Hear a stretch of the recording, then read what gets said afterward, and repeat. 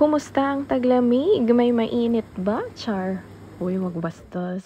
Ang isa sa habol ng grupo, mainit na jacuzzi. Yun, pagkatapos ng Pasko, nag-meet ang friends, mga Pinoy, may finish din.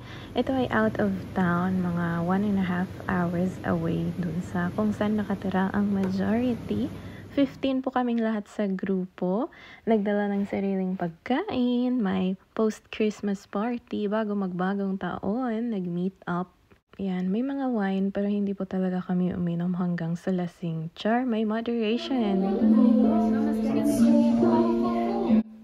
Karaoke nung isang tita, Japanese. Meron! Nandun sa wall. Ang ating sauna.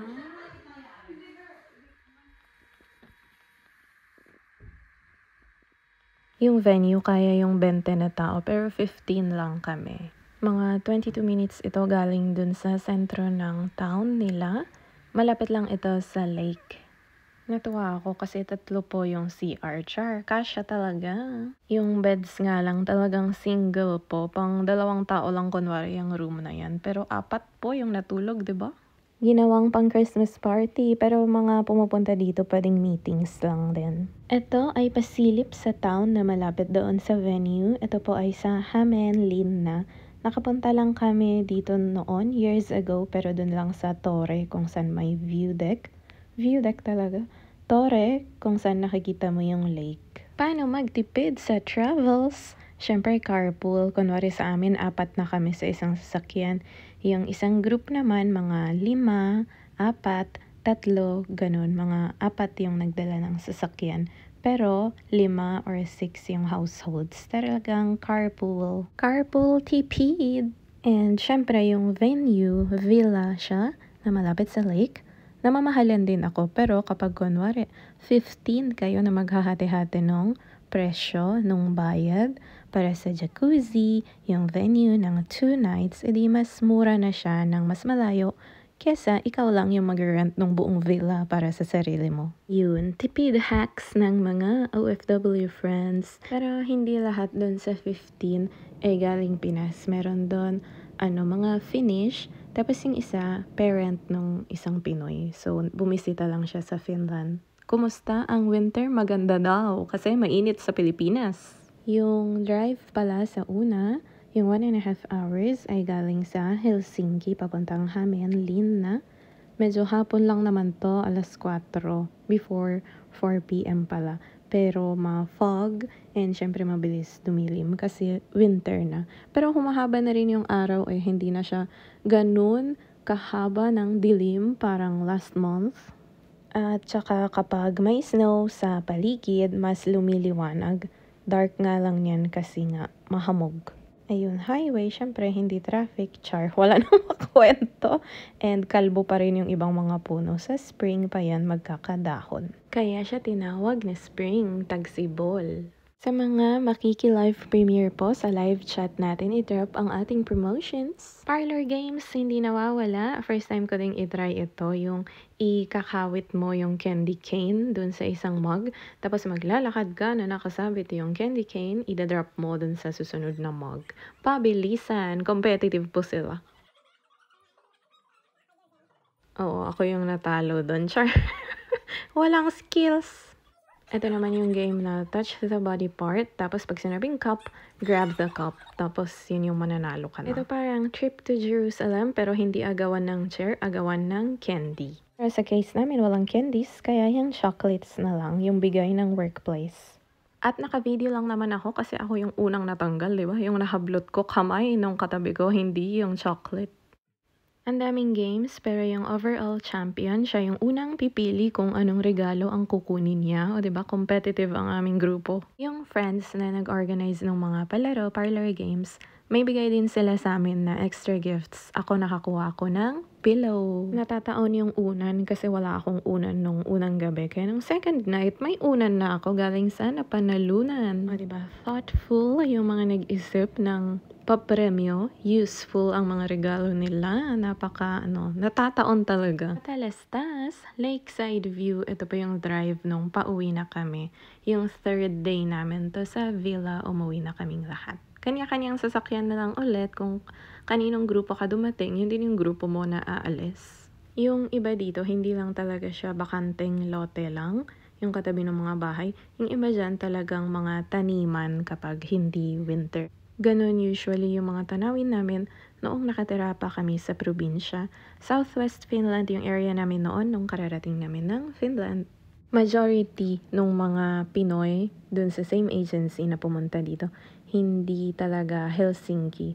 Talagang kalat kami sa buong Finland. Tapos, optional na lang kung gusto mong mag-apply sa ibang city. Hindi necessarily the same company. Yung iba lumipat dahil sa family, may jowa sila, may asawa sila na napadpad sa ibang cities. Or sa case namin, lumipat kami dahil nag-aral kami ng nursing. Ito na yung third day pala namin dun sa villa. Umalis na kami nung lunchtime. Tapos pinuntahan namin to mga 10-minute drive mula dun sa lakeside na bahay.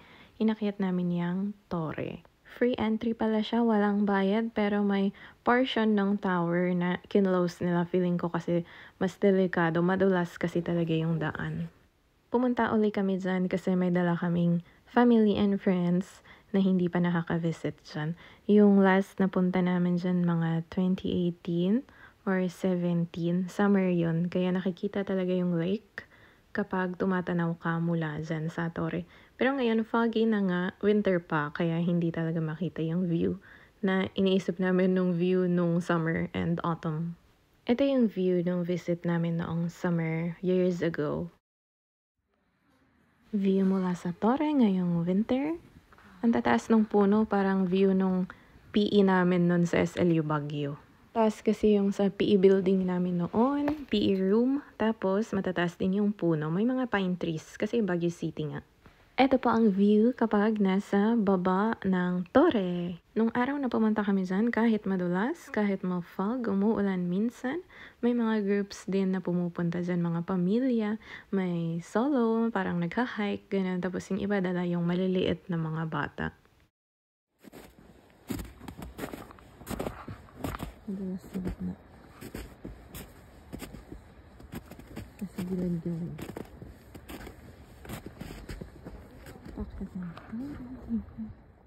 Tabi to nung parking area. Isa siyang parang gazebo dito. Libre din pong pumasok dyan. Yung tubig na natatanaw, lawa din siya. Ang kuha namin dyan ng isang summer years ago. Next, view mula sa tower, isang autumn naman to. Years ago pa rin, nung ma-adventure pa kaming mag-hike. Ayun, nakatira pa kami ng probinsya nun. Kaya maalis kami ng madaling araw para bumiyahe, mga ganun, para sa mga view hikes. Sa likod, sa forest, kita nga yung Torre. Ayun, maliit. Inulit para sa hindi nakapansin. Mas malakas yung fog nung first 2 nights namin. Kaya third day ko lang yan nakita.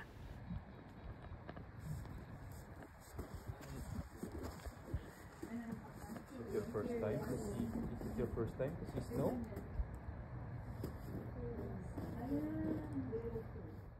Lumusong din kami sa lake, frozen. May ginawang butas doon. Pero isipin natin kung isasama pa natin, di ba, Char?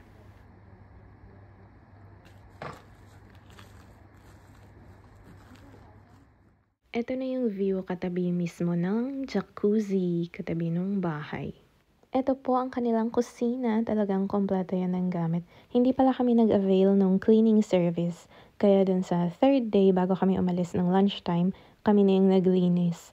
Nag-vacuum kami, nag-dishwash, tapos in-empty namin yung dishwasher, nilagay sa cabinets, lahat ng mga ginamit naming utensils. Pati pala yung freezer and yung ref talaga, no, Pinoy.